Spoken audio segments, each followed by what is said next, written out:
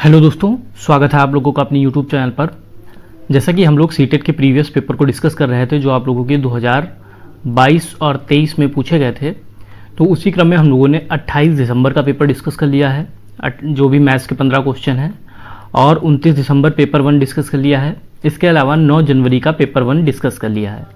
आज का जो पेपर है ये हम लोगों का 29 दिसंबर का पेपर 2 है। 29 दिसंबर का पेपर 2 है, जिसमें आप लोग जानते हैं कि 30 क्वेश्चन आपके मैथ के रहते हैं और 30 साइंस के रहते हैं, जो मैथ और साइंस को सेलेक्ट करते हैं। और इन 30 मैथ के क्वेश्चन में 20 आप लोगों को मैथमेटिकल क्वेश्चन रहते हैं और 10 पेडागोजिकल क्वेश्चन रहते हैं। तो ये जो 20 मैथमेटिकल क्वेश्चन है पेपर 2 के 29 दिसंबर 2022 के, उसको हम लोग यहाँ पर डिस्कस करने वाले हैं। पहला क्वेश्चन आप लोग स्क्रीन पर देख पा रहे होंगे, 0.124 प्लस 1.24 माइनस 2.4 के बराबर के प्लस 0.128। तो के में क्या जोड़ा जाए कि इसका मान 1.2 हो जाए। तो के में जोड़ने के लिए सबसे पहले तो हमें के की वैल्यू पता होनी चाहिए, और के की वैल्यू हम लोग कहां से निकालेंगे। ये जो हमको इक्वेशन दी गई है 0.124 प्लस प्लस करके, इसको अगर हम लोग सॉल्व कर लेंगे तो के की वैल्यू आ जाएगी। तो सबसे पहले हमको क्या करना है, ये 0.124 प्लस 0.214 प्लस 1.24, इसको हम लोग सॉल्व कर लेते हैं। तो 124 प्लस 0.214 प्लस 1.24 और आगे हम लोग 0 ऐड कर लेते हैं, क्योंकि दशमलव के बाद हम लोग कितने भी 0 ऐड करें कोई भी फर्क नहीं पड़ेगा। तो ये 4 और 4 8 हो गया, ये 4 2 6 और 1 7 हो गया, और 2 2 4 और 1 5 हो गया, 1.578 आ गया। तो इनका टोटल हम लोग लिख लेते हैं 1.578 माइनस 2.41 बराबर के प्लस 0.128। अब हम लोगों की इक्वेशन बन गई 1.578 माइनस 2.41 बराबर के प्लस 0.218। अब हम लोग पक्षांतर कर देंगे, ये इधर प्लस में आएगा तो इधर है तो माइनस में हो जाएगा। 1.578 माइनस 2.41 माइनस 0.128 बराबर के। तो अब यहां से हम लोग के की वैल्यू निकाल सकते हैं। ये हमारा 1.578 ऐसे ही रहेगा, और माइनस 2.41 और 0.128 जुड़ जाएगा, क्योंकि दोनों का जो चिन्ह है वो सेम है। तो इसको जब हम लोग ऐड करेंगे तो ये हमारा हो जाएगा 2.538 बराबर के। अब के की वैल्यू हम लोग यहां से निकाल सकते हैं, इसको माइनस कर देंगे तो हमारा आ जाएगा माइनस का 0.96। जब हमको के की वैल्यू पता चल गई, अब हमसे क्वेश्चन में कह रहा है कि के में क्या जोड़ा जाए। तो हम लोग मान लेते हैं के में x जोड़ा जाए तो इसका मान 1.2 हो जाएगा। अब के की वैल्यू हम लोग निकाल चुके हैं, माइनस 0.96 प्लस x बराबर 1.2। अब माइनस जो हमारा 0.96 इधर माइनस में है तो इधर आएगा तो प्लस में हो जाएगा, तो प्लस 0.96 हो जाएगा। अब 1.2 प्लस 0.96 को ऐड करेंगे तो हमारा आंसर आ जाएगा, और इसको ऐड करने पे हमें मिल जाएगा 2.16, और यही हमारा आंसर हो जाएगा। अगर जो है हम लोग के में 2.16 को ऐड कर दें तो जो वैल्यू है वो हमें 1.2 प्राप्त हो जाएगी। तो क्या इसमें था, सबसे पहले सिंपल हम लोगों को जो ऐड करना था ऐड कर दिया, उसमें से माइनस 2.41 कर दिया, और ये 0.128 इधर प्लस में था तो इधर आया माइनस में आया, और के की वैल्यू हम लोगों ने निकाल ली माइनस 0.96। अब कह रहा था के में क्या जोड़ा जाए, तो हम लोगों ने मान लिया कि के में x जोड़ा जाए तो इसकी वैल्यू जो है 1.2 हो जाएगी। तो हम लोगों ने मान लिया के में x जोड़ा जाए तो इसकी वैल्यू 1.2 हो जाएगी। के की वैल्यू हम लोग ऊपर निकाल चुके थे तो के की वैल्यू को पुट कर दिया, x की वैल्यू x को x रहने दिया और इसको पक्षांतर कर लिया। 0.96 इधर माइनस में था, इधर आएगा प्लस में हो जाएगा, तो x की वैल्यू हमें पता चल गई 2.16। नेक्स्ट है क्वेश्चन 19,512 बराबर a की घात 4 गुणे b की घात 5 गुणे c की घात 2। जहां a b c अभाज्य संख्याएं हैं तो 12a plus 13b minus 5c का मान क्या होगा। तो इसमें जो हम लोगों को ये वैल्यू दे रखी है 19,512, इसके हम लोग गुणनखंड करेंगे। सबसे पहला काम जो है हम लोगों को जो भी संख्या दी होगी उसका गुणनखंड करने होंगे। तो 19,512 के गुणनखंड करेंगे तो सबसे पहले 2 से डिवाइड करेंगे, तो 2 नेम 18 बचा 1 2 पंचे 10 2 दूना 4 बचा 1 2 पंचे 10 बचा 1 2 छंग 12। तो यहाँ पर हमारा 95,256 आ गया। फिर 2 से डिवाइड करेंगे तो 2 चक्कू 8 बचा 1 2 सत्ते 14 बचा 1 2 छंग 12 2 दूना 4 बचा 1 2 अट्ठे 16। फिर 2 से डिवाइड करेंगे, 2 दूना 4 2 तिया 6 बचा 1 2 अट्ठे 16 2 एकम 2 2 चक्कू 8। फिर 2 से डिवाइड करेंगे, जब तक 2 से डिवाइड होगा तब तक 2 से डिवाइड करते रहेंगे। तो 2 एकम 2, 2 एकम 2 बचा 1, 2 नेम 18, 0 7, तो 11907 हमारा यहां से आ गया। अब हमारा ये 3 से डिवाइड हो जाएगा, क्योंकि हम लोगों ने बात की थी कि 3 से डिवाइड होने के लिए जो अंकों का योग है वो 3 से डिवाइड होना चाहिए। तो 9 7 16, 1 17, 1 18, 18 3 से डिवाइड होता है, इसलिए संख्या भी 3 से डिवाइड होगी। 3 तिया 9 बचा 2, 3 नाम 27 बचा 2, 3 चाक 18 बचा 2, 3 नाम 27, फिर 3 से डिवाइड करेंगे तो ये हमारा हो जाएगा 3 एकम 3, 3 तिया 9, 3 दूनी 6 और 3 तिया 9, 13 23 आ गया। 13 23 को फिर से 3 से डिवाइड करेंगे तो 3 चक्कू 12 बचा 1, 3 चक्कू 12, 3 एकम 3, 441 आया। अब 441 को फिर से 3 से डिवाइड करेंगे, 3 एकम 3 तो बचा 1, 3 चक्कू 12 बचा 2, 3 7 21, फिर 3 से डिवाइड होगा तो ये हो जाएगा 3 चक्कू 12 बचा 2, 3 नाम 27। अब 7 से डिवाइड होगा तो ये हमारा 7 आ जाएगा, फिर 7 से होगा तो ये हमारा यहाँ पर 1 आ जाएगा। यानी कि जो हमारे गुणनखंड आए हैं वो हमारे क्या आए हैं 2 इंटू 2 इंटू 2, या फिर हम लोग इसको ऐसे भी लिख सकते हैं, जो गुणनखंड आए हैं इसको हम लोग ऐसे ना लिख के यहां पर हम लोग लिख देते हैं 2 की पावर 1 2 3 4, 2 की पावर 4, नेक्स्ट इंटू 3 की पावर 1 2 3 4 5 और इंटू 7 की पावर 2। तो इसको हम लोगों ने इस टाइप से घात के रूप में लिख दिया। अब बराबर क्या था a की घात 4 गुणे b की घात 5 गुणे c की घात 2। अब a की घात 4, यहां पर भी घात 4, यहां पर भी घात 4, यानी a की वैल्यू हमारी हो जाएगी 2। जब घातें बराबर होंगी तो हमारे आधार बराबर होते हैं, जब आधार बराबर होती है तो हमारी घातें बराबर होती है। घातांक का एक रूल होता है, अगर a की घात m बराबर a की घात n है तो हमारा जो है m बराबर n होता है, और यहां पर हमारा जो घातें बराबर है इसलिए हमारा आधार बराबर हो जाएंगे। इसी तरीके से b की वैल्यू हमारी हो जाएगी 3 और c की वैल्यू हो जाएगी हमारी 7। तो अब हमें a b और c की वैल्यू पता चल गई। अब हम लोग सिंपली जो इक्वेशन दी गई है इसकी वैल्यू हम लोग निकाल सकते हैं। 12a plus 3b minus 5c, तो 12 गुणे 2 प्लस 3 गुणे 3 माइनस 5 गुणे 7, तो 12 दूनी 24, 3 तिया 9 माइनस 25, 24 और 9 हो जाता है 33 माइनस 25। 33 में से हम लोग यहाँ पर 25 माइनस करेंगे, सॉरी यहाँ पे 7 ना 35 हो जाएगा। ये 33 में से 35 माइनस करेंगे तो -2 आ जाएगा, और हमारा इस क्वेश्चन का आंसर हो जाएगा ऑप्शन नंबर 4। तो इसमें क्या था 19 0 512, जो भी संख्या दी होगी उसके हम लोग गुणनखंड कर लेंगे।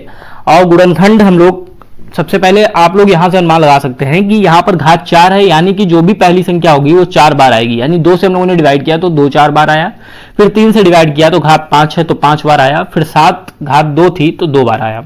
तो a की वैल्यू, b की वैल्यू और c की वैल्यू हम लोगों को यहां से पता चल गई। सबसे पहला काम आप लोगों को गुणनखंड करना है, उसके बाद a b c की वैल्यू पता चल जाएगी। फिर आपसे किसी की भी वैल्यू पूछी जाए आप लोग निकाल सकते हैं यहां से रख के। और एक घातांक का रूल याद रखना है, a की घात m बराबर अगर a की घात n है तो m बराबर n होता है। नेक्स्ट है यहां पर एक हम लोगों को इक्वेशन दी गई है, तो आप लोग याद रखिएगा जब भी a की पावर -1 है इसका मतलब होता है 1/a। तो जब भी पावर माइनस में होगी तो उसका मतलब ये हो जाएगा, इसको आप लोगों को याद रखना है। तो 4 की पावर -1 का मतलब हो जाएगा 1/4, 8 की घात -1 का मतलब 1/8 भाग, अब 2 की घात 3, 2/3 की घात -1 है, अब यानी इसका भी उल्टा हो जाएगा तो 3/2 हो जाएगा कि 3/2 की घात 1। क्यों? क्योंकि 4 की घात -1 यानी इसका मतलब हुआ 4/1 की घात -1, तो अंश हमारा ऊपर चला जाता है, हर नीचे आ जाता है, और यही चीज हमारी यहां हुई, इसको भी हमने उल्टा कर दिया तो हमारा यहां से 3/2 हो गया, बराबर 1/2 की पावर 2x - 1।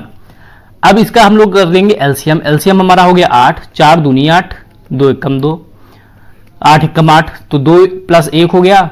और यह जब ये भाग का चिन्ह चेंज होता है तो उल्टे से मल्टीप्लाई हो जाती है, यानी 2/3 हो जाएगा, क्योंकि जब भाग को हम लोग सॉल्व करते हैं तो भाग का चिन्ह मल्टीप्लाई हो जाता है और अंश हमारा हर में कन्वर्ट हो जाता है और हर अंश में कन्वर्ट हो जाता है, बराबर 1/2 की पावर 2x - 1। अब ये हमारा हो गया 3/8 और ये हमारा हो गया 2/3, तो 3 से 3 कैंसिल हो गया, 2 से 8 कैंसिल हुआ तो 4 हो गया, बराबर 1/2 की पावर 2x - 1। अब ये हमारा 1/4 बराबर 1/2 की पावर 2x - 1।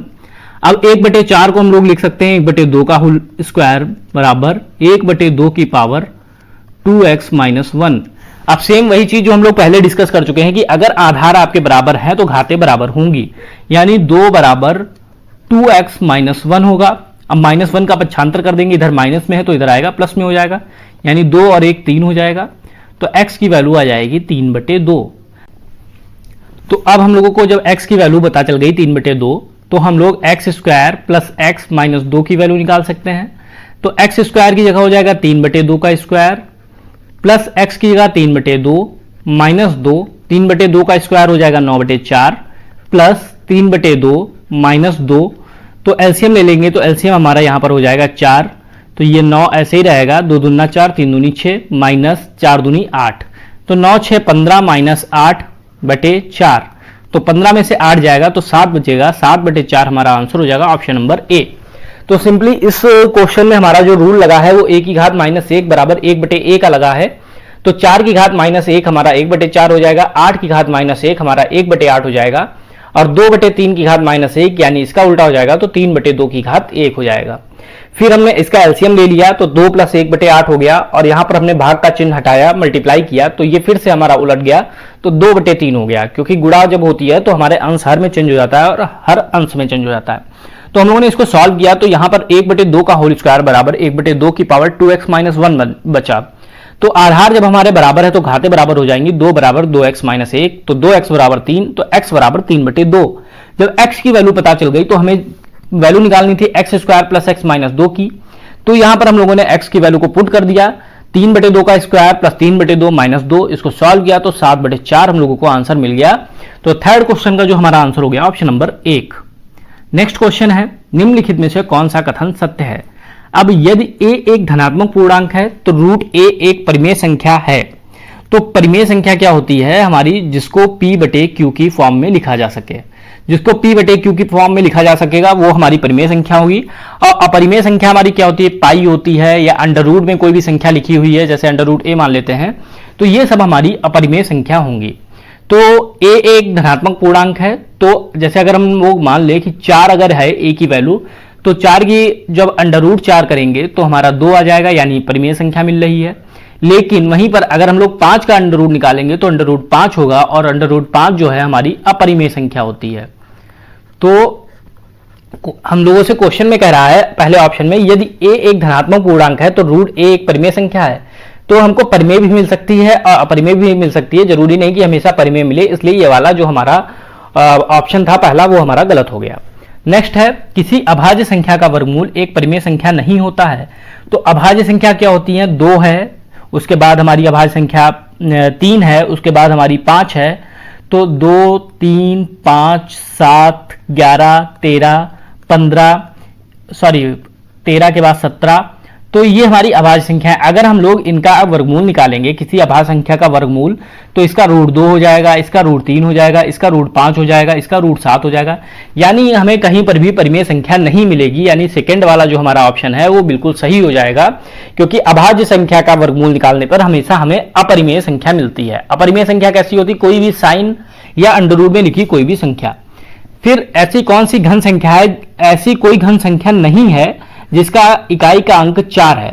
तो इसके लिए अगर हम लोग 64 को ही देख लें तो 64 जो है 4 का घन होती है, और इसका जो इकाई का अंक है वो 4 है, यानी ये वाला स्टेटमेंट हमारा गलत हो गया। लास्ट है रूट p x की घात q। तो रूट p का मतलब होता है, जैसे x की घात q है तो रूट p का मतलब हो गया 1/p, तो यहां पर 1/p हो गया।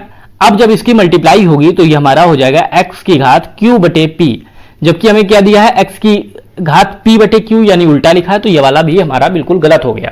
तो इसमें जो हमारा सही होगा वो सेकंड वाला ऑप्शन सही हो जाएगा। सही कथन हमसे पूछ रहा था, तो ऑप्शन नंबर 2 हमारा राइट आंसर हो जाएगा। नेक्स्ट है, अब इसमें हम लोगों को इधर घनमूल निकालना है, इधर वर्गमूल निकालना है, और दोनों को भाग करना है। तो इसके लिए क्या करेंगे, यहां पर हम लोग लिख लेते हैं 9 गुणे 1 0 2 9। अब ये हमारा घनमूल है बटे रूट 12 गुणे 147, इसका वर्गमूल निकालना है। तो इसकी गुणा करने से अच्छा है हम लोग जो है इसके गुणनखंड कर लें। तो गुणनखंड कैसे करेंगे, तो यहां पर हम लोग देखते हैं 9 को 3 गुणे 3 लिख लेते हैं, और 1029 को हम लोग लिख लेते हैं 3 गुणे 7 गुणे 7 गुणे 7। डायरेक्ट अगर आप लोगों को नहीं समझ में आ रहा है तो आप लोग 1029 के गुणनखंड करके देख सकते हैं। सबसे पहले 3 से डिवाइड करेंगे, 3 तिया 9 बचा 1, 3 चौको 12, 3 तिया 9। फिर 7 से डिवाइड करेंगे 49 आ जाएगा, फिर 7 से करेंगे तो 7 आ जाएगा, फिर 7 से करेंगे 1 आ जाएगा। यानी 3 गुणे 7 गुणे 7 गुणे 7 लिखा जा सकता है। इसी तरीके से 12 को हम लोग यहाँ पर लिख सकते हैं 4 गुणे 3, और 147 को हम लोग लिख सकते हैं 3 गुणे 7 गुणे 7। इसके भी आप लोग करके देख सकते हैं 147 के इस तरीके से गुणनखंड, तो आपके 3 गुणे 7 गुणे 7 आएगा। अब ये हमारा घनमूल है और ये हमारा वर्गमूल है। घनमूल के लिए क्या होता है, 3 के पेयर चाहिए होते, तो एक हमारा 3 का पेयर बन गया यानी 3, फिर हमारा 7 का पेयर बन गया यानी 7, 3 गुणे 7। नीचे वर्गमूल के लिए 4 का वर्गमूल हमारा 2 हो गया। अब 3 के 2 के पेयर बन गया यानी 3 बाहर आ गया, 7 का पेयर बन गया यानी 7 बाहर आ गया। अब 3 और 7 कैंसिल हो गया, तो हमारा 1/2 आंसर हो गया इस क्वेश्चन का, ऑप्शन नंबर 4। तो सिंपल सा क्वेश्चन था, इसमें अगर आप लोग मल्टीप्लाई करते फिर गुणनखंड करते तो आपका काफी लंबी कैलकुलेशन हो जाती, इसीलिए हम लोगों ने 1029 के सबसे पहले गुणनखंड कर लिए और 3 के पेयर बना लिए। ऐसे हम लोगों ने 147 के गुणनखंड कर लिए और 2 के पेयर बनाए। चूंकि ये घनमूल था इसलिए 3 के पेयर बने, और ये वर्गमूल था इसलिए हमारे 2 के पेयर बने। सॉल्व कर लिया तो हमारा इजिली आंसर आ गया ऑप्शन नंबर 4। नेक्स्ट है x square plus 2x minus 15 comma x square minus 8x plus 15 और x square plus 7x minus 30 का एक सार गुणनखंड है। तो सार गुणनखंड का मतलब होता है कॉमन फैक्टर, जो तीनों में है वो हमको बताना है कॉमन क्या है। तो सबसे पहले हम लोग पहला ही ले लेते हैं x square plus 2x minus 15। अब 15 के अगर हम लोग गुणनखंड करेंगे तो हमारे गुणनखंड क्या बनेंगे, 5 और 3। तो 5 और 3 हमारे फैक्टर होंगे। तो अगर देखा जाए 5 और 3 से अगर हमें 2 बनाना है तो 5 माइनस 3 से हमारा 2 बन जाएगा। तो x square plus 5x minus 3x minus 15, फिर x कॉमन कर लेंगे तो x plus 5 minus 3 x plus 5। अब हमें x प्लस 5 कॉमन मिल गया तो हमारा बचा x माइनस 3। तो इस तरीके से हम लोग गुणनखंड करते हैं। पहला हम लोगों ने गुणनखंड किया। नेक्स्ट हम लोग गुणनखंड करते हैं x square minus 8x plus 15। फिर से 15 है तो 15 के गुणनखंड क्या आए थे, 5 और 3। अब हमें 8 बनाना है तो 8 हम लोग कैसे बना सकते हैं, अगर 5 और 3 को ऐड कर दिया जाए तो 8 हो जाएगा। लेकिन यहां पर ध्यान रखने वाली बात यह है कि यहां पर जो चिन्ह है वो माइनस का होना चाहिए। तो अगर हम लोग -5 और -3 कर दें तो योगफल जो है 8 हो जाएगा और इनकी जो मल्टीप्लाई है वो 15 हो जाएगी। तो हम लोग यहां पर x square minus 5x minus 3x plus 15 कर देंगे। अब x कॉमन करेंगे तो x माइनस 5 हो जाएगा, -3 कॉमन करेंगे तो x माइनस 5 हो जाएगा, x माइनस 5 कॉमन हो जाएगा तो बचेगा हमारा x माइनस 3। सेम इसी तरीके से तीसरा भी गुणनखंड करते हैं हम लोग, x square plus 7x minus 30। अब 30 है, 30 के अगर हम लोग गुणनखंड करते हैं तो हमारा 10 तिया 30 बन जाएगा। अब 10 में से अगर 3 जाएगा तो 7 आ जाएगा और 7 ही हमें चाहिए था, यानी x square plus 10x minus 3x minus 30। अब x कॉमन करेंगे तो x प्लस 10 बचेगा और इधर -3 कॉमन करेंगे तो हमारा x प्लस 10 बचेगा। तो यहां से हम लोग करते हैं तो x प्लस 10 कॉमन हो जाएगा और एक साइड में हमारा x माइनस 3 बचेगा। अब हमको बताना था सार गुणनखंड यानी कि कॉमन नंबर बताना था, तो x माइनस 3 यहां पर है, x माइनस 3 यहां पर भी है और x माइनस 3 यहां पर भी है, यानी कॉमन जो हो गया वो हमारा x माइनस 3 हो गया। हमारा आंसर जो हो गया ऑप्शन नंबर 2 राइट आंसर हो गया। तो इसमें सिंपली आप लोगों को सिर्फ गुणनखंड करना था और गुणनखंड करने के लिए -15 था यहाँ पर, तो 15 के अगर हम लोग गुणनखंड करते 5 तिया 15 होता है। 2 बनाना था तो 5 माइनस 3 कर दिया और 5 माइनस 3 की मल्टीप्लाई करेंगे तो -15 आएगा और 5 माइनस 3 घटाएंगे तो 2 आ जाएगा। इसी तरीके से हम लोगों ने यहाँ पर गुणनखंड किए और इसी तरीके से हम लोगों ने यहाँ पर गुणनखंड किए। तो यहाँ पर हम लोगों का x माइनस 3 है, यहाँ पर भी x माइनस 3 है और यहाँ पर भी x माइनस 3 है, यानी तीनों जगह हमारा x माइनस 3 कॉमन है। तो जो हमारा आंसर हो जाएगा वो x माइनस 3 हो जाएगा। नेक्स्ट क्वेश्चन है x plus 1 minus 2x plus 4 upon 3 minus 5x बराबर 1/23 का निम्न समीकरण का भी हल है। यानी जो इसका हल है उसमें से इसका भी क्या हल होगा, सेम वैल्यू कहां पर आएगी ये हम लोगों को बताना है। तो पहला जो हम लोगों को दिया ही है क्वेश्चन में उसको करते हैं x प्लस 1। अब ब्रैकेट को हम लोग ओपन करते हैं तो ये -2x हो जाएगा और ये -4 हो जाएगा अपॉन 3 माइनस 5x बराबर 1/23। तो x में से 2x गया तो -x बचा, प्लस 1 माइनस 4 यानी -3 बचा बटे 3 माइनस 5x बराबर 1/23। तो -x बचा हमारा -3 बचा बटे 3 - 5x बराबर 1/23 बचा। अब 23 की क्रॉस मल्टीप्लाई हो जाएगी इधर इधर, तो ये हो जाएगा हमारा -23x, -23 और 3 की मल्टीप्लाई होगी तो 23, 3 की मल्टीप्लाई करने पे हमें 69 मिलेगा बराबर 3 - 5x। अब हम लोग पक्षांतर कर देंगे, x वाले एक साइड कर लेंगे और संख्याएं हमारे एक साइड हो जाएंगी। तो -23x + 5x बराबर 3 + 69। अब -23 में से 5 जाएगा तो हमारा -18 बचेगा, -18x बराबर 69 और 3 होता है 72, x बराबर हो जाएगा 72/18। अब 18 से डिवाइड करेंगे, 18 चौको 72, यानी x की वैल्यू आ जाएगी -4। तो जब हमें x की वैल्यू पता चल गई -4, तो अब हमको बताना है कि इसमें से कौन सा हमारा समीकरण सही है जहां पर x की वैल्यू -4 आएगी। तो इसके लिए हम लोग क्या करते हैं, अब हम लोग को x की वैल्यू जब -4 पता चल गई, हर एक क्वेश्चन में x की वैल्यू को पुट करके देखते हैं और जहां पर इक्वेशन हमारी संतुष्ट हो जाएगी वही हमारा आंसर होगा। तो यहां पर हम लोग सीधे जो राइट आंसर है उसी को लेते हैं, क्योंकि बाकी को आप लोग करके देख सकते हैं, क्योंकि बाकी अगर सारे यहां पर करेंगे तो काफी लंबी हो जाएगा, इसलिए यहां पर जो राइट आंसर है, जो हम लोगों का राइट आंसर है उसी को हम लोग यहां पर करके देखते हैं। तो इसमें हम लोगों का कौन सा राइट होगा, यहां पर हम लोग -4 वैल्यू हर जगह पे रखते हैं, तो यहां पर हम लोग इस वाले ऑप्शन को उठाते हैं, 3 ब्रैकेट में 5x - 7 -2 ब्रैकेट में 9x - 11। अब 3x की वैल्यू 5 इंटू -4 -7 -2 9x की वैल्यू -4 -11, तो ये हो जाएगा हमारा 3 -20 5 चौको -20 -7 -2 9 चौक 36 माइनस का 36 और माइनस का 11, तो ये हम लोगों का -36 -11 हो गया। अब हम लोग इसकी करते हैं तो 3, ये हो जाएगा -27 -2 और 6 1 7 और 3 1 4 -47 हो जाएगा। तो अब हम लोगों का ये आ गया। अब हम लोग मल्टीप्लाई कर देंगे, 27 और 3 की मल्टीप्लाई होगी तो -81 हो जाएगा, और 47 और 2 की मल्टीप्लाई होगी तो 94 हो जाएगा, और ये माइनस माइनस प्लस हो जाएगा, यानी -81 + 94। जब इसको सॉल्व करेंगे तो 13 बचेगा, 94 में से 81 जाएगा तो 13 आ जाएगा, यानी कि यहाँ पर LHS और RHS हमारे बराबर हो गए। तो जो हमारा ऑप्शन 3 है वही राइट आंसर होगा। इसके अलावा बाकी जो भी ऑप्शन है उनको भी आप लोग ट्राई करके देख सकते हैं। हर जगह आप लोग x की वैल्यू -4 रखें, जहां पर भी आपकी जो दोनों साइड है LHS और RHS जहां पर भी सेटिस्फाइड हो जाएंगी वही आपका आंसर होगा।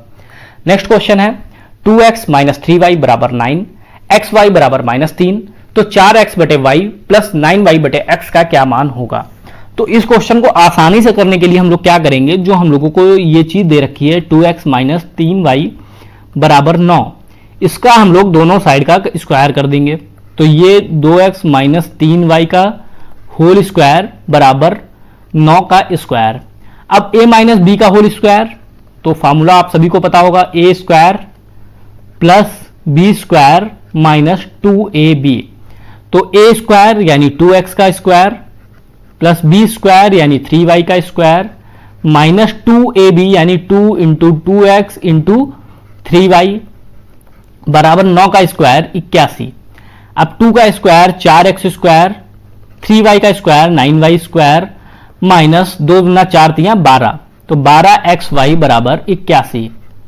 अब क्या है, अब हमें जब ये इक्वेशन पता चल गई तो अब हम लोग क्या करेंगे, xy से पूरे समीकरण को डिवाइड कर देंगे। तो xy से पूरे समीकरण को डिवाइड करेंगे तो xy से यहां डिवाइड कर देंगे, xy से यहां पर डिवाइड कर देंगे, xy से यहां पर डिवाइड कर देंगे और xy से यहां पर डिवाइड कर देंगे। डिवाइड क्यों किया हम लोगों ने, क्योंकि ये x से एक x कैंसिल हो जाएगा, ये y से एक y कैंसिल हो जाएगा और xy से xy कैंसिल हो जाएगा। तो हमारा ये बन जाएगा 4x बटे y जो कि हमें यहां पर चाहिए था। इधर बन जाएगा हमारा 9y बटे x जो कि हमें चाहिए था।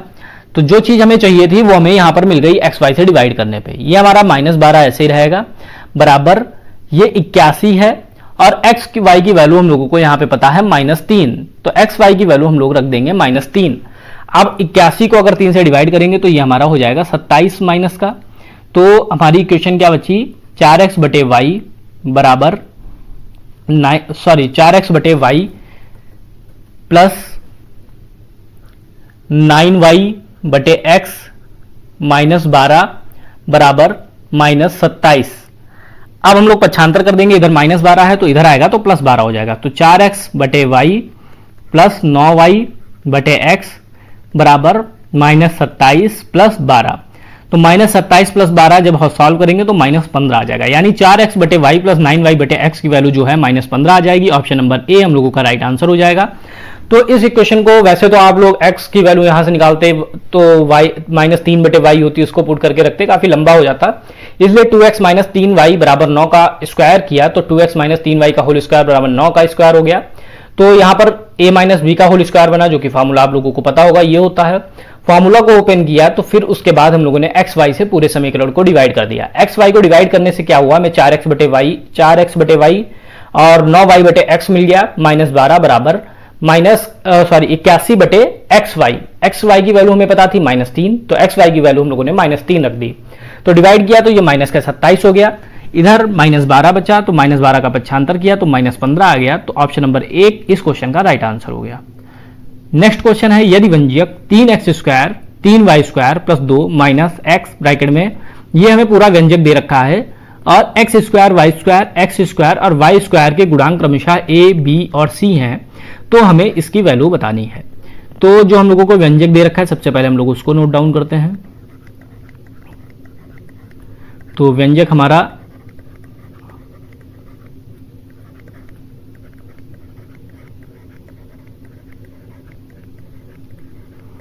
तो हम लोगों ने व्यंजक को नोट डाउन किया। अब हम लोग क्या करेंगे, इसको सॉल्व करेंगे, तो सॉल्व करने के लिए मल्टीप्लाई कर देंगे, तो 3 और 3 की मल्टीप्लाई 9, एक्स स्क्वायर और वाई स्क्वायर की multiply 9x square y square, फिर इससे इसकी मल्टीप्लाई होगी तो ये 3 दूनी 6x स्क्वायर हो जाएगा, फिर सेम यहां पर मल्टीप्लाई होगी तो x स्क्वायर हो जाएगा, फिर माइनस माइनस प्लस हो जाएगा, ये हो जाएगा 2x square y square, plus यहां पर y से मल्टीप्लाई करेंगे तो 2x स्क्वायर वाई स्क्वायर हो जाएगा, माइनस 2y स्क्वायर हो जाएगा।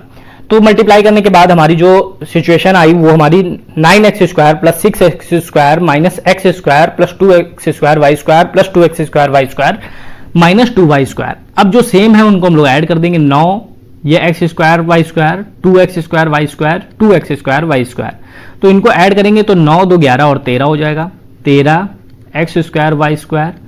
फिर हम लोग नेक्स्ट एक्स स्क्वायर को देखते हैं, तो 6x स्क्वायर और एक्स स्क्वायर को माइनस करेंगे तो हमारा 5x स्क्वायर आएगा और माइनस 2y स्क्वायर। अब क्या कह रहा था, एक्स स्क्वायर वाई स्क्वायर का जो गुणांक है वो क्या है, a है, और यहां पर एक्स स्क्वायर वाई स्क्वायर का ये अगर a गुणांक है तो a की वैल्यू क्या हो जाएगी 13। इसी तरीके से एक्स स्क्वायर का गुणांक b है, यानी b की जो वैल्यू हो जाएगी वो 5, और वाई स्क्वायर का गुणांक c है, यानी c की वैल्यू जो हो जाएगी हमारी -2। तो a की वैल्यू 13, b की वैल्यू 5 और c की वैल्यू -2 पता चल गई। अब हमें जिस भी इक्वेशन की वैल्यू चाहिए होगी उसकी हम लोग निकाल सकते हैं, a - 2b प्लस c। तो a की वैल्यू 13 माइनस 2b यानी 2 इंटू 5 प्लस c यानी -2, तो ये 13 माइनस 10 और प्लस माइनस -2, तो 13 माइनस 12, 13 माइनस 12 हमारा 1 हो जाएगा, यानी जो हमारा राइट आंसर हो जाएगा ऑप्शन नंबर 3। तो सिंपल सा क्वेश्चन था, केवल आपको मल्टीप्लिकेशन करनी थी, मल्टीप्लिकेशन करने के बाद जो हमारे ऐड हो सकते थे उनको ऐड कर लिया, जो माइनस हो सकते थे तो माइनस कर लिया। एक्स स्क्वायर वाई स्क्वायर के साथ का गुणांक a था तो a की वैल्यू 13 हो गई, एक्स स्क्वायर के साथ का गुणांक b था तो b की वैल्यू 5 हो गई, वाई स्क्वायर के साथ का गुणांक c था तो c की वैल्यू -2 हो गई। तो a - 2b प्लस c की वैल्यू चाहिए थी, तो 13 - 2 गुणे 5 प्लस -2 वैल्यू रख दी और सॉल्व कर लिया, तो हमारी वैल्यू आ गई 1, यानी इस क्वेश्चन का राइट आंसर हो गया ऑप्शन नंबर 3। नेक्स्ट क्वेश्चन है, 12,000 की एक धनराशि को 20% वार्षिक दर पर 1.5 वर्ष के लिए निवेश करने पर प्राप्त चक्रवृद्धि ब्याज में क्या अंतर है जब ब्याज अर्धवार्षिक संयोजित होता है और जब वार्षिक संयोजित होता है। यानी दो तरीके से निकालना है, जब वार्षिक हो और जब अर्धवार्षिक हो। तो पहले तो हम लोग निकाल लेते हैं अर्धवार्षिक का। जब अर्धवार्षिक संयोजित होता है ब्याज, तो आप लोगों को याद रखनी होगी कि जो हमारा समय होता है वो हमारा हो जाता है 2 गुना। जैसे कि समय यहां पर कितना दिया है 1.5 वर्ष, यानी इसको हम लोग सामान्य भिन्न में बदलेंगे, 2 एकम 2 और 1 3, तो 3/2 वर्ष, यानी इसका 2 गुना कर देंगे तो 2 से 2 मल्टीप्लाई कर देंगे तो हमारा जो समय बन जाएगा वो 3 वर्ष बन जाएगा। और इसके अलावा जो दर है वो हमारी हो जाती है आधी। तो दर हमें कितनी दी है 20%, तो 20 का आधा करेंगे तो दर जो हो हमारी हो जाएगी 10%। जब अर्धवार्षिक संयोजित होगा तो ये आपकी कंडीशन जो है फॉलो करेगी। अब चक्रवृद्धि मिश्रधन का फार्मूला क्या होता है, a ब्रैकेट में p ब्रैकेट में 1 प्लस r बटे 100 की घात n। तो p की वैल्यू अब हम लोगों को पता है 12,000, अब ब्रैकेट में 1 प्लस आर की वैल्यू हम लोगों ने निकाल ली 10/100, समय हमारा हो गया 3 साल। अब हम लोग इसको सॉल्व कर लेंगे तो ये हो जाएगा 12,000, इसको 0 से 0 कैंसिल हो जाएगा, एलसीएम लेंगे तो ये हमारा 11/10 हो जाएगा। अब इसको सॉल्व करेंगे तो ये हो जाएगा 12,000 गुणे 11 की घात 3 यानी 1331 और 10 की घात 3 यानी 1000, ये माइनस हो जाएंगे तो 12 गुणे 1331 बचेगा। यहां पर हम लोग लिख देते हैं 12 गुणे 1331। 12 और 1331 की जब मल्टीप्लाई करेंगे तो मल्टीप्लाई करने के बाद हमें 15,972 रुपए मिल जाएगा। ये हमारा आया है चक्रवृद्धि मिश्रधन ए की वैल्यू आई है। हमको क्या चाहिए है ब्याज, तो ब्याज क्या होता है मिश्रधन माइनस मूलधन।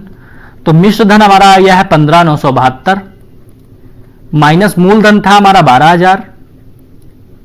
तो 15,972 में से 12,000 को माइनस करेंगे तो हमारा आ जाएगा 3,972 रुपए।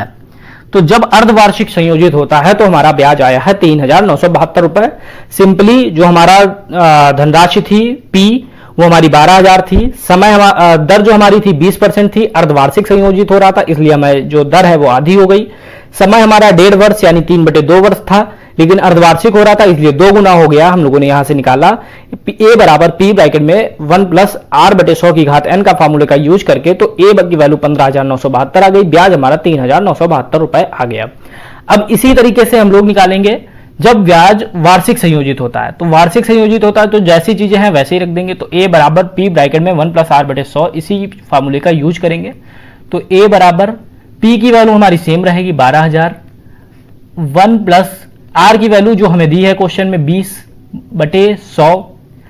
अब अगर आप लोग देखेंगे 1.5 वर्ष के लिए है तो पहले वर्ष तो हमारा 20/100, अगर हम लोग इसको तोड़ेंगे तो 1 + 1/2 में तोड़ सकते हैं 1.5 वर्ष को, यानी 1 साल और 6 महीने, या फिर हम लोग कह सकते हैं 1 साल प्लस आधा साल। तो 1 साल का हम लोगों का ये हो गया। और अगले आधे साल में क्या होगा, फिर से हमारी दर जो है वो आधी हो जाएगी, क्योंकि आधे ही साल का केवल ले रहे हैं। तो ये हम लोगों की यहां पर बन गई, इससे हम लोग इजीली सॉल्व कर सकते हैं, क्योंकि 1 साल में हमारी जो दर है पूरे साल की 20 है, और जो नेक्स्ट हमारा ईयर आएगा उसमें केवल आधे साल है, यानी केवल हमारा 1.5 साल है। तो 1 साल का हमारा ये हो गया और आधे साल का हमारी जो दर है वो ये हो गई। अब हम लोग इसको सॉल्व कर लेंगे तो ये 12,000 हो जाएगा। अब ये इसको सॉल्व करेंगे तो ये यहां पर हम लोग इसको डिवाइड कर देते हैं, 20 एकम 20, 20 पंचे 100, 5 से एलसीएम लेते हैं, 5 एकम 5 और 1 6/5। इसको सॉल्व करते हैं, 2 10 एकम 10, 10 10 100, तो 10 और 1 11/10। तो ये जो हमारी बनी जो 6/5 गुणे 11/10। अब इसको सॉल्व कर लेंगे तो ये 0 से 0 कैंसिल हो जाएगा, और बाकी हम लोग 5 से इसको डिवाइड कर देंगे तो 5 दूनी 10 बचा 2, 5 चौको 20, 0, 240 गुणे 6 गुणे 11, 240 गुणे 6 गुणे 11 को जब सॉल्व करेंगे तो ये हमारा आ जाएगा 15,840। तो ये पूरे साल का, पूरे 1.5 साल का 15,840 मिल गया। अब यहां पर भी हमें ब्याज निकालना है, तो ब्याज होता है मिश्रधन माइनस मूलधन। मिश्रधन है 15,840, मूलधन है हमारा 12,000, माइनस कर देंगे 15,840 में से 12,000 जाएगा तो 3,840 बचेगा। तो 3,840 रुपए यहां से ब्याज आ गया, 3,972 रुपए यहां से ब्याज आ रहा।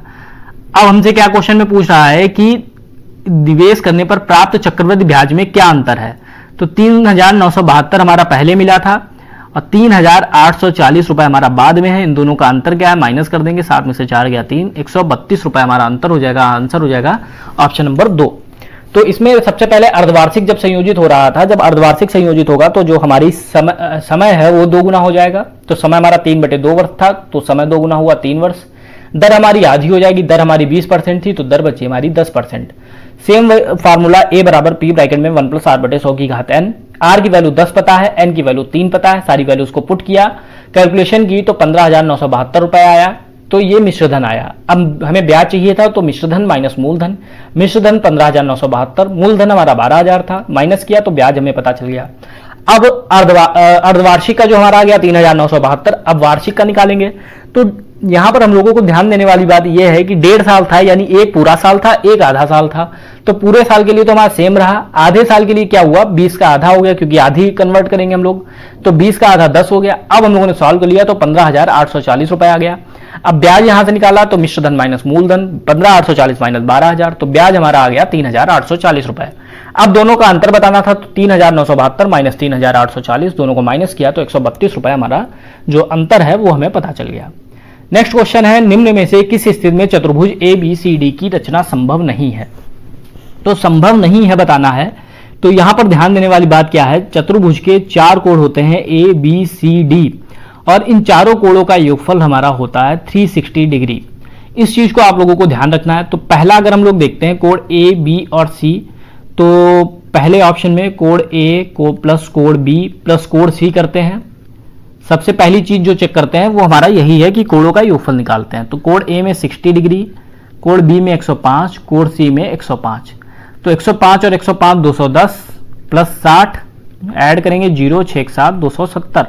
तो पहला 270 आया तीन कोणों का योगफल। अब दूसरा देखते हैं, दूसरे में हमारा क्या है, कोण A है 100, कोण B है 110 और कोण C है 75। तो 100 और 110 हो गया हमारा 210 प्लस 75, तो इसको ऐड करेंगे तो 285 हो गया। दूसरे कोण में ABC का योगफल हमारा 285 आ गया। अब इसी तरीके से तीसरा देखेंगे तो तीसरे में हमारा कोण A है 80, कोण B है 140 और कोण C है 145। तो इसको ऐड करेंगे तो 5 4 4 8 1 1 2 प्लस 80, तो ये 5 8 8 16 2 1 3।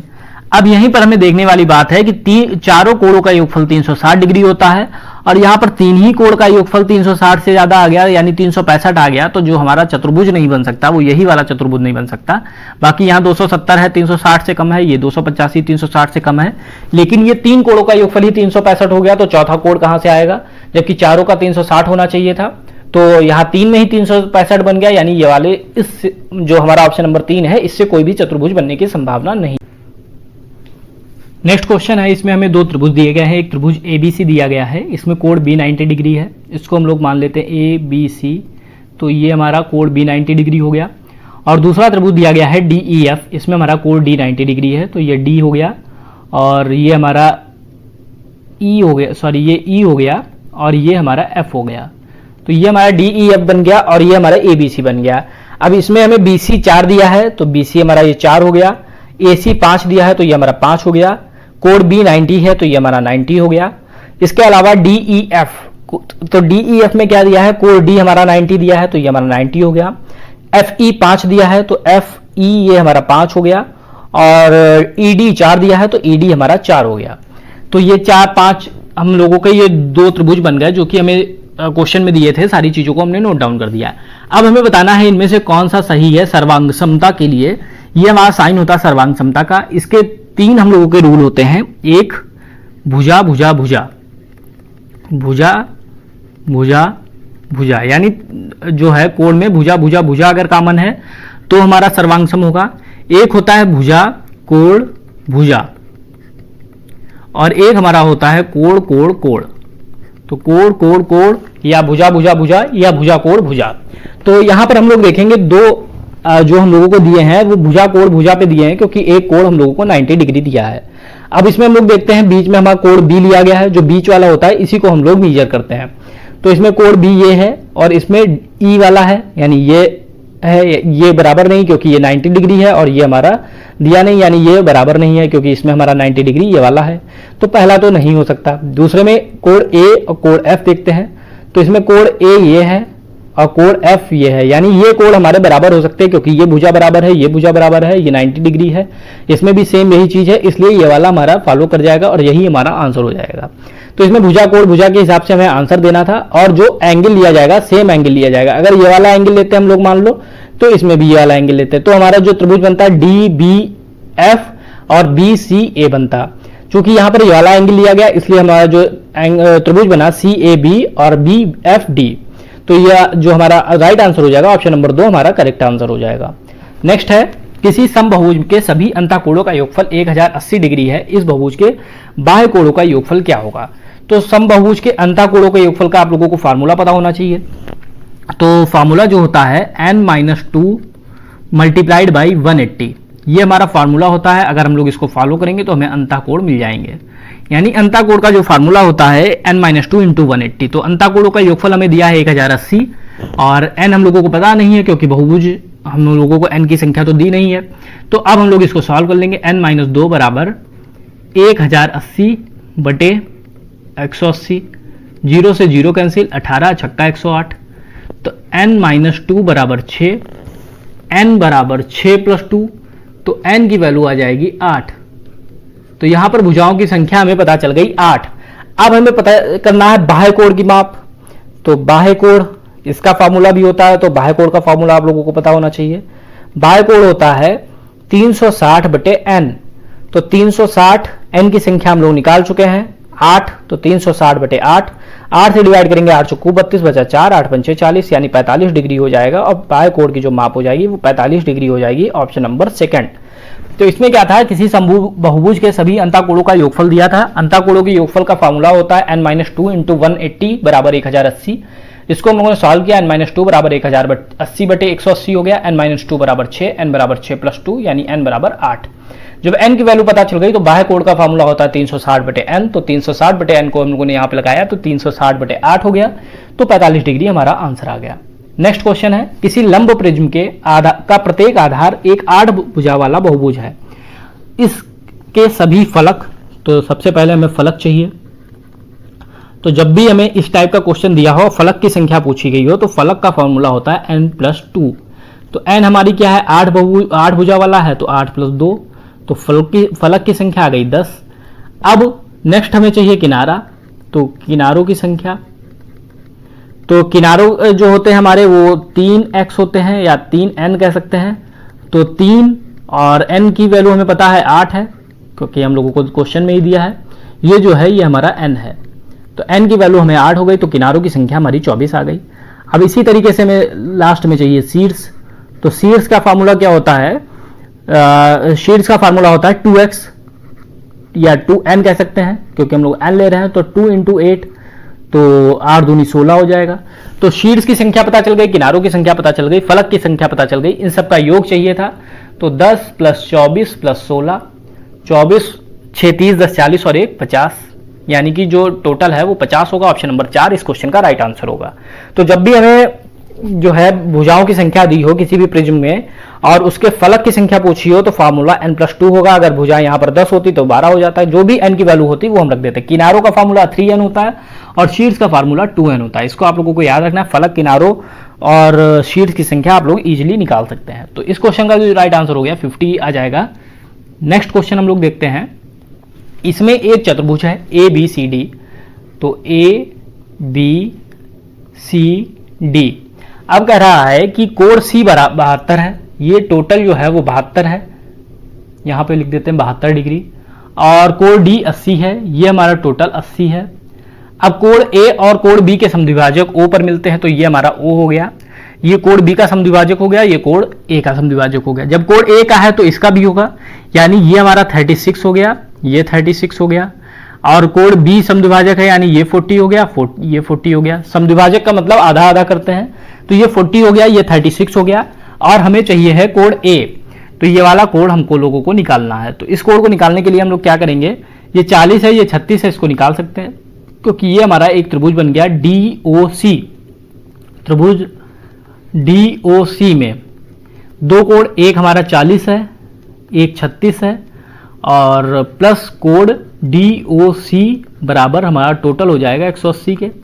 तो इसको हम लोग ऐड करेंगे तो ये 76 हो जाएगा, प्लस कोण DOC बराबर 180 हो जाएगा। सॉल्व करेंगे तो कोण DOC बराबर 180 माइनस 76 हो जाएगा। तो 180 में से 76 माइनस करेंगे तो ये हमारा 10 में से 6 गया 4 और 7 में से 7 गया 0, 104। कोण DOC बराबर 104, यानी ये वाला कोण हमारा 104 डिग्री आ गया।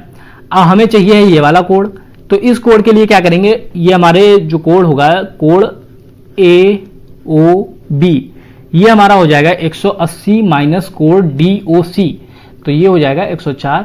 इसको जब माइनस करेंगे तो 10 में से 4 गया 6 7, यानी 76 डिग्री हमारा आंसर हो जाएगा ऑप्शन नंबर 3 का। तो ये जो हमारा क्वेश्चन था इसका आंसर हो गया हमारा ऑप्शन नंबर 3। नेक्स्ट क्वेश्चन है, किसी वृत्त का क्षेत्रफल 616 सेंटीमीटर स्क्वायर है और इसकी परिधि एक आयत के परिमाप के बराबर है, जिसकी भुजाओं में अनुपात 5:6 का है, तो आयत का क्षेत्रफल ज्ञात कीजिए। तो वृत्त का क्षेत्रफल अगर इसका जो फार्मूला की बात की जाए तो इसका फार्मूला होता है पाई आर स्क्वायर, इसको आप लोगों को याद रखना होगा। और परिधि का फार्मूला होता है 2 पाई आर। तो ये वृत्त का क्षेत्रफल, ये वृत्त की परिधि। तो सबसे पहले हम लोगों को क्षेत्रफल दिया है 616, यानी 616 क्षेत्रफल दिया है, जो कि हमारा हो जाएगा पाई आर स्क्वायर के बराबर। पाई की वैल्यू 22/7, आर स्क्वायर बराबर 616। 11 से काट देंगे, 11 दूनी 22, 11 पच्चे 55, बचा 6, 11 छक्का 66, 2 से काटा तो 28, यानी आर स्क्वायर बराबर हमारा हो गया 28 × 7। इसको हम लोग लिख सकते हैं आर स्क्वायर बराबर 4 × 7 × 7।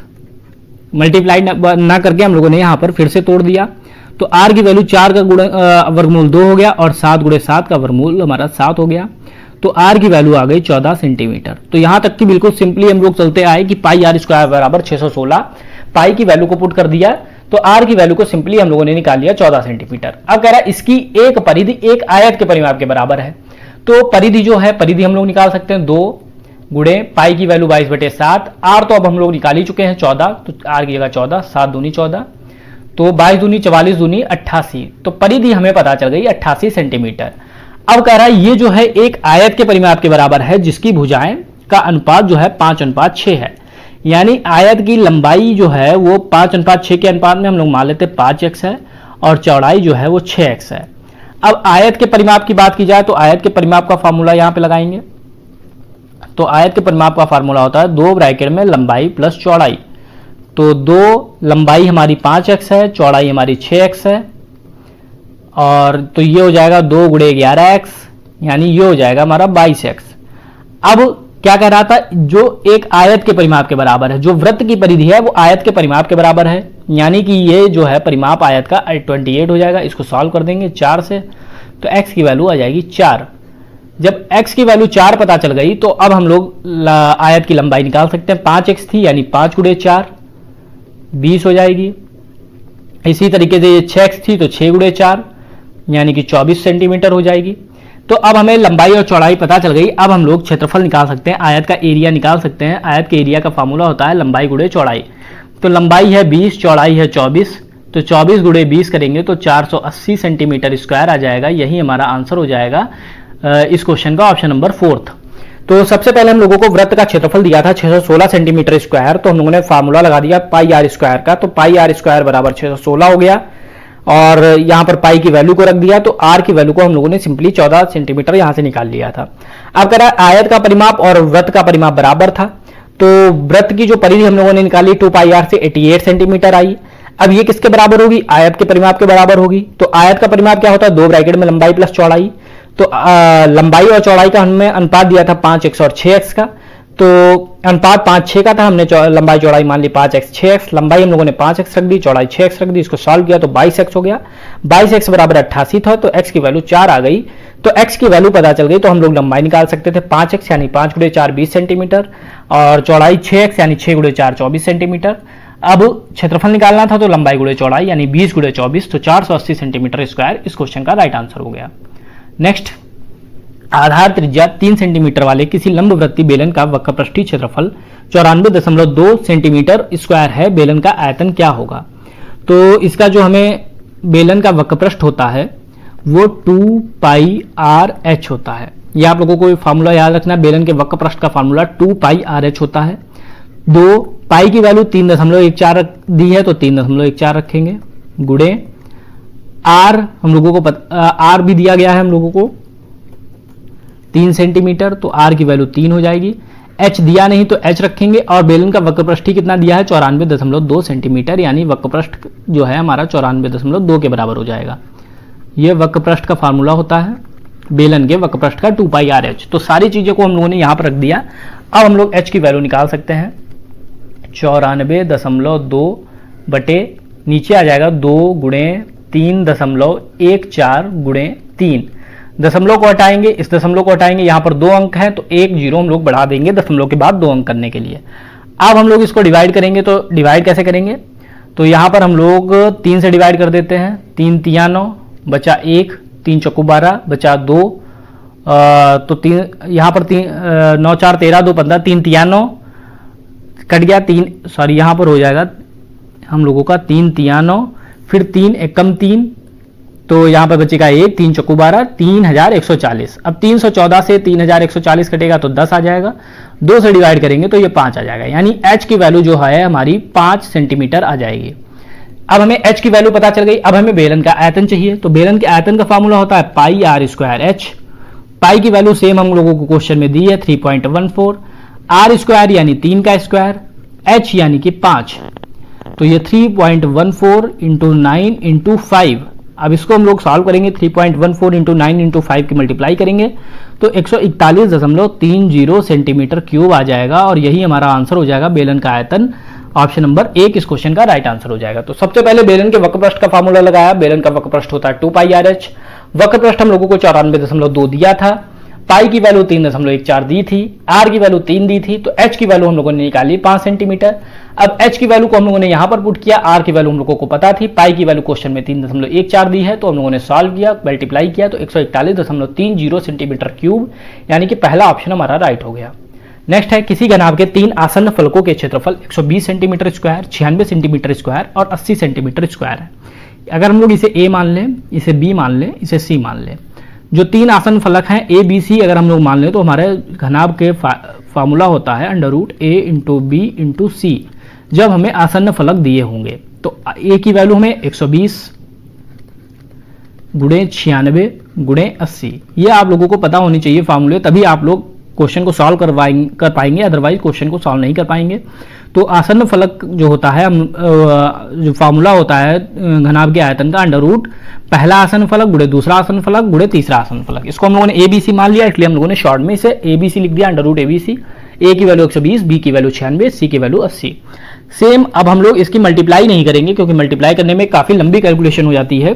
तो 120 को हम लोग तोड़ देंगे यहां पर, तो ये हमारा हो जाएगा 4 पंचे 20 और 4 5 को यहाँ पर हो जाएगा हमारा 4 गुणे 5 गुणे 6, 5 को 20 छक्का 120। 120 को हम लोगों ने तोड़ दिया 4 गुणे 5 गुणे 6 में, 96 को हम लोगों ने तोड़ दिया 16 गुणे 6 में, और 80 को हम लोगों ने तोड़ दिया 16 गुणे 5 में। अब हम लोग देखेंगे यहाँ पर एक ये 5 का पेयर बन गया हमारा, तो 5 का पेयर हमारा 5 बाहर आ गया। फिर ये एक 16 का पेयर बन गया हमारा, तो ये 16 हमारा बाहर आ गया। फिर एक ये 6 का पेयर हमारा बन गया, तो ये हमारा 6 बाहर आ गया। बचा 4, 4 का वर्गमूल 2 होता है, तो 2 हमारा बाहर आ गया। तो 5 गुणे 16 गुणे 6 गुणे 2, तो इसकी जब मल्टीप्लाई करेंगे तो ये हमारा 5 दूनी 10 गुणे 16 छक्का 96, तो ये हो जाएगा 960 सेंटीमीटर क्यूब। तो इस क्वेश्चन का जो आंसर हो जाएगा ऑप्शन नंबर 4 हो जाएगा। तो सिंपल सा क्वेश्चन था, √ABC का फार्मूला लगाना था, यहाँ पे आप लोगों को मल्टीप्लाई ना करके इनको जो है तोड़ देना था। अगर आप लोग चाहे तो मल्टीप्लाई करके सॉल्व करें, जैसे आप लोगों को इजी लगे, लेकिन यहाँ पर तोड़ने से ज्यादा इजीली जो आप लोगों की कैलकुलेशन है ज्यादा इजी से हो जाएगी। तो यहाँ पर हम लोगों ने तोड़ दिया, तो हम लोगों को 960 सेंटीमीटर क्यूब इस क्वेश्चन का राइट आंसर मिल गया। नेक्स्ट है, निम्न आंकड़ों के माध्यक, बहुलक और परिसर का माध्य क्या होगा।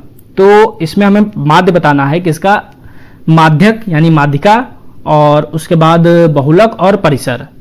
तो इसको सबसे पहले हम लोगों को लगाना होगा आरोही या अवरोही क्रम में। तो सबसे पहले आरोही या अवरोही क्रम में लगाएंगे, तो सबसे पहले यहां पर हम लोग लिख लेते हैं आरोही क्रम में।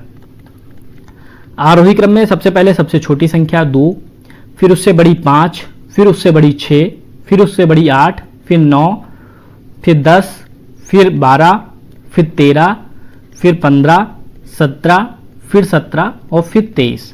तो ये हम आरोही क्रम में लिख लिया हम लोगों ने। अब सबसे पहले हमें माध्यक चाहिए यानी माध्यिका, तो माध्यिका को हम लोग m से डिनोट कर देते हैं, और 1 2 3 4 5 6 7 8 9 10 11 12, यानी n बराबर 12 है, जो कि हमारी सम है। तो जब पदों की संख्या सम होगी तो हमारा जो माध्यिका का फार्मूला होगा n/2 ब्रैकेट में n/2वें पद का मान, n/2वें पद और n/2 + 1वें पद। जब भी हमारे पदों की संख्या सम होगी तो हमारा जो फार्मूला लगेगा वो हमारा ये लगेगा। तो यहां पर 1/2 हो गया, n/2 का मतलब 12/2, और 12/2 का मतलब हो गया 6वें पद, और इधर n/2 यानी 12/2 यानी 6 + 1 यानी 7वां पद, छठा पद प्लस 7वां पद। अब हम लोग छठा पद देख लेते हैं, 1 2 3 4 5 6, छठा पद हमारा 10 है, और सातवां पद हमारा 12 है, तो 12 10 22 हो जाएगा। 1/2 गुणे 22, 2 से डिवाइड कर देंगे तो 11, यानी माध्यिका हम लोगों को पता चल गई 11।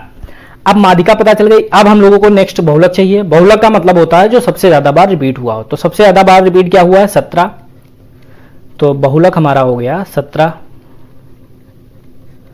नेक्स्ट चाहिए परिसर। परिसर का मतलब होता है सबसे छोटी संख्या और सबसे बड़ी संख्या के बीच का अंतर, तो सबसे बड़ी है हमारी 23 और सबसे छोटी है हमारी 2, 23 और -2 करेंगे तो 21 आ जाएगा।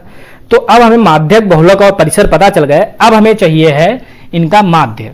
तो माध्य क्या होता है, सभी पदों का योग बटे पदों की संख्या। तो माध्य पदों का योग, यानी सबसे पहले माध्यिका 11 प्लस बहुलक 17 प्लस परिसर 21, तो पदों की संख्या कितनी हो जाएगी 1 2 3, 11 प्लस 17 बटे 21, क्योंकि एक माध्यिका है, बहुलक है, परिसर है, यानी पदों की संख्या 3 हो गई। 11 17 21 को ऐड करेंगे तो ये हमारा हो जाएगा 7 1 8 1 9 और 1 2 2 4 49/3, और हमारा माध्य आ जाएगा 49/3। ऑप्शन नंबर 2 इस क्वेश्चन का राइट आंसर हो जाएगा।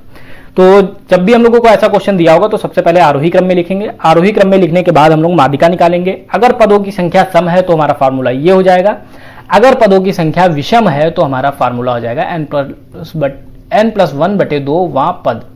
तो यहां पर हम लोगों का पदों की संख्या सम थी, इसलिए 1/2 ब्रैकेट में n/2वें पद प्लस n/2 + 1वें पद का फॉर्मूला लगाया। माध्यिका निकाल ली 11, माध्य निकाल लिया 49/3, परिसर निकाल लिया 21। अब इनका जो हमें माध्य चाहिए था, तो माध्य निकालने के लिए हम लोगों को क्या, पदों की संख्या पदों का कुल योग बटे पदों की संख्या, 11 17 और 21 का योग बटे पदों की संख्या 3 हो गई, तो 49/3 हमारा आंसर हो गया इस क्वेश्चन का। अब आज का लास्ट क्वेश्चन है, पृथक पृथक पर्चियों पर संख्याएं 16 17 18 55 लिखी हुई हैं, उन्हें एक थैले में रखकर अच्छी प्रकार से मिला दिया जाता है। थैले के अंदर से बिना देखे एक पर्ची निकाली जाती है। इस पर्ची पर 1 19 और 53 के बीच अभाज्य संख्या होने की प्रायिकता। तो सबसे पहले 16 से स्टार्ट है और 55 तक संख्याएं लिखी गई हैं। तो 16 से लेकर के 55 तक की टोटल कितनी संख्याएं होंगी ये आप लोगों को निकालना होगा। तो 16 से 55 के बीच में टोटल 40 संख्याएं होती हैं। आप लोग काउंट करके देख सकते हैं, 16 से 55 के बीच में जो संख्याएं होंगी वो 40 होंगी। अब कह रहा है 19 और 53 के बीच में अभाज्य संख्या। तो 19 और 53 के बीच में अभाज्य संख्या, एक 23 आएगी, एक 29 आएगी, फिर 31 आएगी, फिर 37 आएगी, फिर 41 आएगी, फिर 43 आएगी और फिर 47 आएगी। अभाज्य संख्या वे संख्याएं होती हैं जो स्वयं से कटती हैं या फिर एक से कटती हैं। एक या स्वयं से कटने वाली संख्याएं अभाज्य संख्या कहलाती हैं। तो यहां पर हमारी अभाज्य संख्या 23 29 31 37 31 और 43 और 47 हो गई 19 और 53 के बीच की। तो टोटल कितनी हो गई हम लोग काउंट कर लेते हैं, 1 2 3 4 5 6 7 हो गई। अब हम लोगों से प्रायिकता पूछ रहा है, तो प्रायिकता पूछ रहा है, तो प्रायिकता का मतलब होता है अपॉन में टोटल और ऊपर जितनी भी संभावनाएं होती हैं। यहां पर जितनी संभावनाएं होती है, जैसे कि यहां पर 7 संभावनाएं बन रही हैं, 7 हैं और टोटल कितनी है संख्या 40 है, तो 7/40 हम लोगों का आंसर हो जाएगा। ऑप्शन नंबर 3 इस क्वेश्चन का राइट आंसर हो जाएगा। तो जब भी इस तरीके से प्रायिकता पूछी जाए तो टोटल जितने भी नंबर हैं वो नीचे रहेंगे और जितनी आपकी संभावनाएं बन रही हैं, जैसे यहाँ अभाज्य संख्या कह रहा था 19 और 53 के बीच की, तो 19 और 53 के बीच की अभाज्य संख्या हम लोगों ने निकाल ली। ऐसी 7 अभाज्य संख्याएं मिली हम लोगों को 19 और 53 के बीच की। तो अब जो प्रायिकता होगी वो 7/40 की होगी। तो फ्रेंड्स ये था आज का पेपर, जो 29 दिसंबर का पेपर 2 यानी जूनियर लेवल का पेपर था। नेक्स्ट वीडियो में हम लोगों का जो नेक्स्ट पेपर होगा वो डिस्कस करेंगे। अगर आप लोगों को वीडियो पसंद आए तो वीडियो को लाइक करें, साथ ही साथ चैनल को सब्सक्राइब करें। मिलता है नेक्स्ट वीडियो में। Thank you.